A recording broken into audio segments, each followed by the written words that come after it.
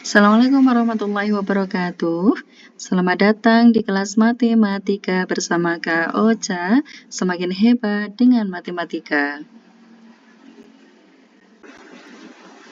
Oke teman-teman, kali ini kita akan membahas tentang grafik fungsi kuadrat yang merupakan kelanjutan dari materi persamaan kuadrat.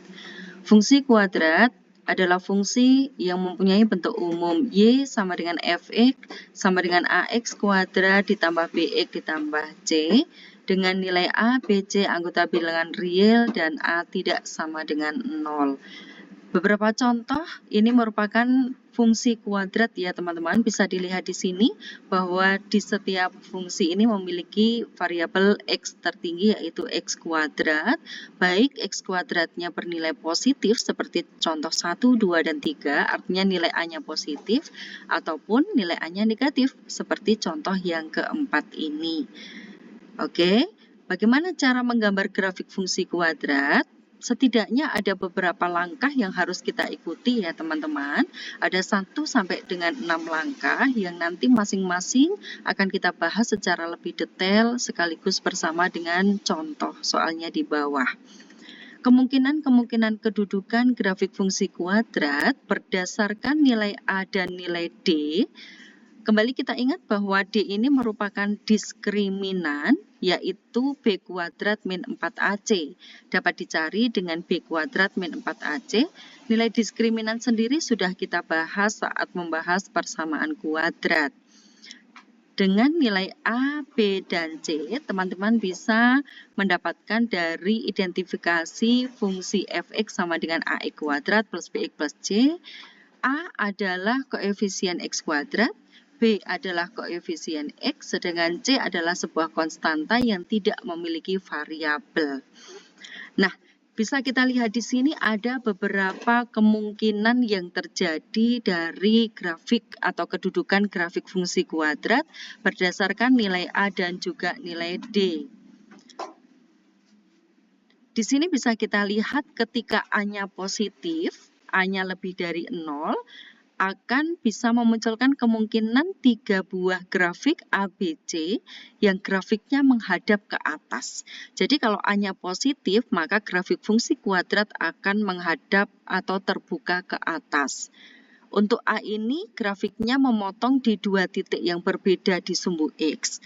Ini didapatkan dari nilai diskriminan yang lebih dari 0.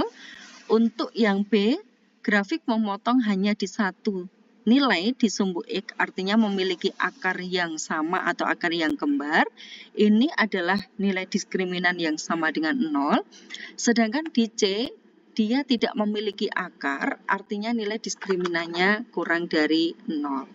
Sedangkan untuk D, E, dan F teman-teman, di mana grafik fungsi kuadrat terbuka atau menghadap di bawah, itu dimiliki ketika nilai A-nya negatif ya. Diskriminannya lebih dari 0, memotong di 2 titik yang berbeda atau memiliki 2 akar yang berbeda. Ini memiliki 1 akar atau akarnya kembar dan ini tidak memiliki akar, ditentukan oleh nilai diskriminannya. Nah, selanjutnya untuk C dan F kita kenal dengan definite positif dan definite negatif. Kita langsung ke contoh bagaimana cara menggambar grafik fungsi Y sama dengan X kuadrat plus 6X min 7. Langkah pertama teman-teman, kita identifikasi nilai A, nilai B, dan nilai C. A adalah koefisien X kuadrat, meskipun tidak tertuliskan, tetapi sesungguhnya di sini ada angka 1, yang artinya nilai A-nya sama dengan 1. Nilai B adalah koefisien X, yaitu sama dengan 6, sedangkan nilai C adalah konstanta atau yang tidak memiliki variabel X, yaitu negatif 7. Kemudian kita tentukan nilai diskriminannya berdasarkan rumus B kuadrat min 4AC. Teman-teman hanya tinggal memasukkan nilai B, A, C ke dalam rumus. Kemudian kita hitung.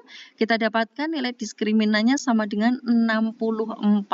Artinya nilai diskriminannya adalah positif. Nilai A-nya juga positif.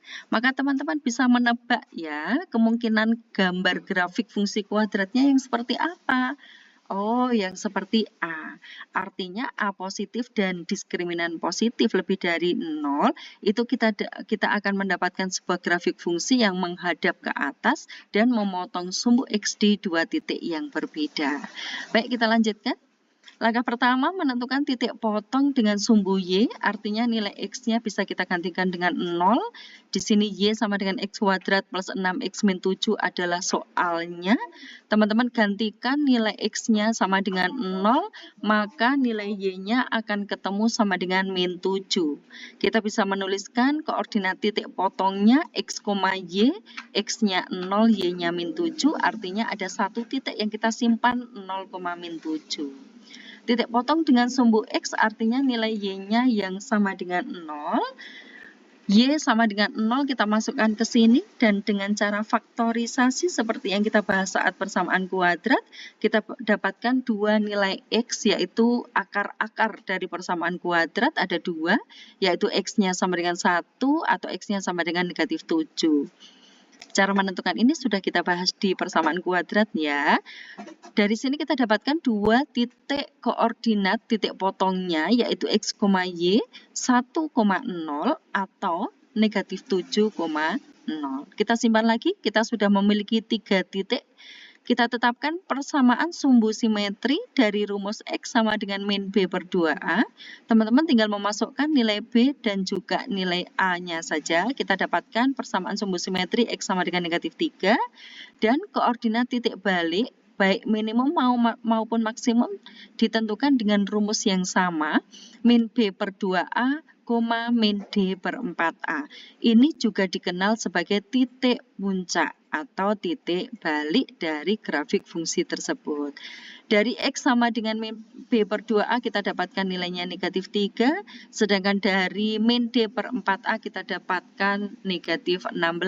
Maka titik puncaknya X, Y sama dengan min 3, min 16.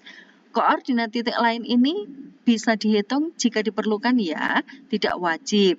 Teman-teman bisa memilih sembarang nilai untuk menggantikan nilai X. Di sini kebetulan kita pilih negatif 5 dan negatif 1, tetapi ini tidak harus, bisa dipilih sembarang angka.